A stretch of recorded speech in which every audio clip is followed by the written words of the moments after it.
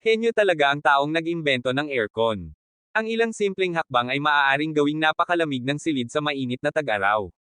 Kaya kung paano gumagana ang air conditioner, napakadaling maunawaan gamit ang 3D animation. Ngunit bago iyon, kailangan nating maunawaan ang ilang pangunahing kaalaman sa pisika. Kung gusto ang mga ganitong mga video pa-like, share and follow naman, salamat.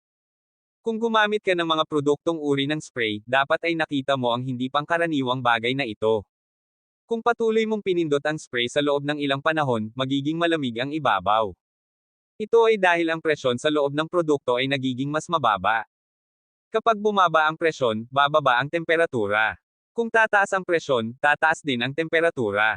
Sinasamantala din ng air conditioner ang prinsipyong ito. Ito ang scroll compressor sa loob ng air conditioner. Mayroong dalawang pangunahing bahagi sa scroll compressor. Ang isa sa kanila ay gumagalaw sa isang pattern na nag-o-orbit ngunit hindi umiikot. Ang isa ay nananatiling nakatigil. Ang pag-andar ay kapag ang hangin ay pumasok sa loob mula sa pumapasok. Pipisil ito sa isang layer sa isang nakakompress na estado at ilalabas mula sa gitna ng puyo ng tubig. Pagkatapos ang nakakompress na hangin ay ipinadala sa condenser. Kapag ang temperatura ng nagpapalamig na pinindot sa likido at dumaan sa ang compressor ay nagiging mainit na gas sa itaas ng 80 degrees Celsius, isang fan ay kailangan para sa paglamig. At ito ang dahilan kung bakit umiihip ang ventilador ng mainit na hangin. Bata ka pa yata, naisip mo na ang mainit na hangin ay sinipsip ang silid sa pamamagitan ng air conditioner. Ngayon alam mo na ang dahilan. Kapag ang isang likido ay sumangga, ito ay sumisipsip ng init at nagiging gas.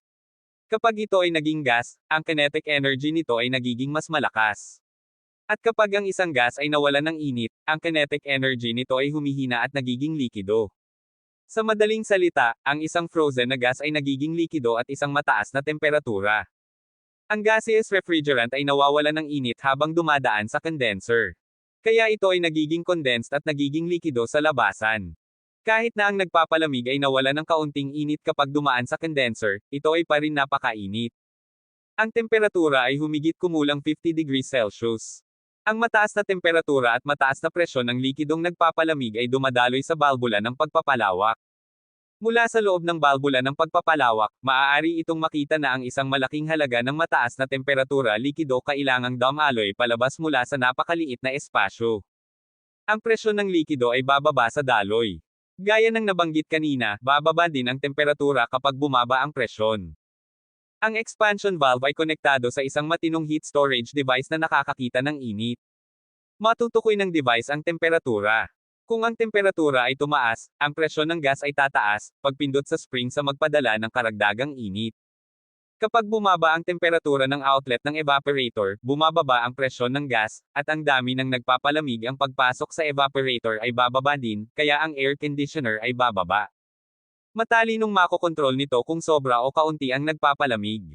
Kapag ang nagpapalamig ay dumaan sa mga tubo ng evaporator at nag-aalis ng init sa proseso, kapag ang ventilador sa ibaba ay nagsimulang tumakbo, dahil ang air conditioner na nakamount sa dingding ay hindi maaaring sumakop sa isang malaking espasyo, isang likidong gulong fan ang ginagamit sa halip, propeller fan.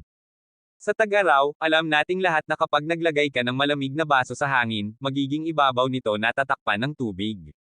Ito ay dahil ang gas ay nawawala ng init at na-condense. Ang ibabaw ng mga tubo na dumadaloy sa malamig na refrigerator ay natatakpan din tubig. May mga patak ng tubig, kaya mayroong isang espesyal na aparato sa paagusan sa ibaba nito. Ito ang dahilan kung bakit bumabagsak ng tubig ang iyong air conditioner.